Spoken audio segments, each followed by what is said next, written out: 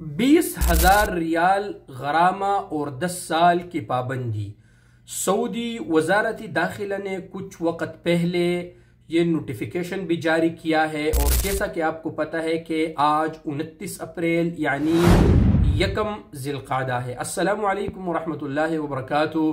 दोस्तों, उम्मीद है कि आप सब खैरियत से होंगे। जैसा कि आपको पता है कि सऊदी अरब में बग़ैर तसरीह के हज करना कानूनन जुर्म है। इसकी पाबंदी जो कि पहले इसका 10,000 रियाल गराम और 10 साल की पाबंदी थी, अभी उसको बढ़ा दिया गया, 20,000 रियाल कर दिया और 10 साल की पाबंदी। तो इस पे आज के वीडियो में बात करेंगे। आप दोस्तों ने वीडियो पूरा देखना है। वीडियो को जरूर दोस्तों के साथ शेयर कीजिएगा जो इल्लीगल हज करने का इरादा रखते हैं, कभी भी ऐसा मत करना और वीडियो को लाइक और शेयर जरूर करना। देखिए दोस्तों, मैं आपको पहले ये नोटिफिकेशन भी अरबी में पढ़कर सुना देता हूं, उसके बाद फिर जो है ना इस पे बात करेंगे।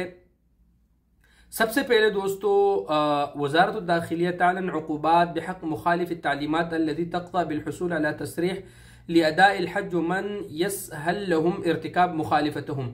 ये इसमें जो अव्वलन जो है दोस्तों, युआक़िबु बिग़रामा मालिया तसलु इला 20,000 यानी 20,000 रियाल। ये तो बहुत बड़ा नोटिफिकेशन है, आपको स्क्रीन पर भी नजर आ रहा है। दोस्तों, इस गरामे को अभी 20,000 रियाल कर दिया है। 20,000 रियाल उन लोगों को गरामा होगा जो इल्लीगल तरीके से हज करते हैं। 20,000 रियाल गरामा भी होगा, उसका फिंगर लगेगा और यहाँ पर जुर्माने के साथ साथ जेल के साथ साथ उसको जब डिपोर्ट कर दिया जाएगा सऊदी अरब से तो 10 साल की पाबंदी भी उस पर होगी। इसका आप लोग ख्याल रखिए, गैर कानूनी तरीके से बिल्कुल हज करने का सोचना भी नहीं। ठीक है दोस्तों, एक हो गया।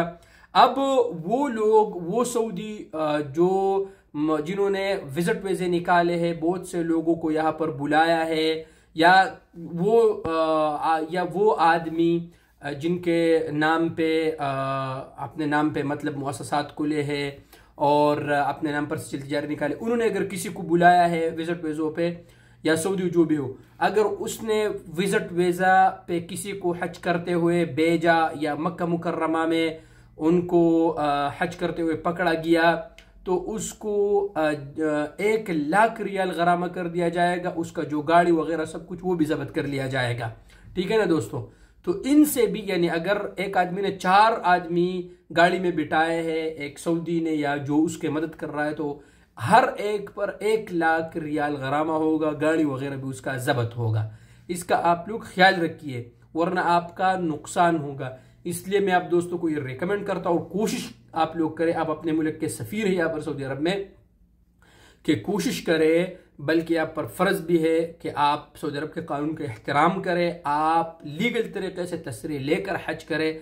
अल्लाह सुब्हानहू व तआला हमें तौफीक दे अपने गैब के ख़जानों से कि अल्लाह हम के लिए आने वाले साल में लीगल तरीके से हज करने के तौफीक अता फरमाए। तो ये था दोस्तों आज का वीडियो।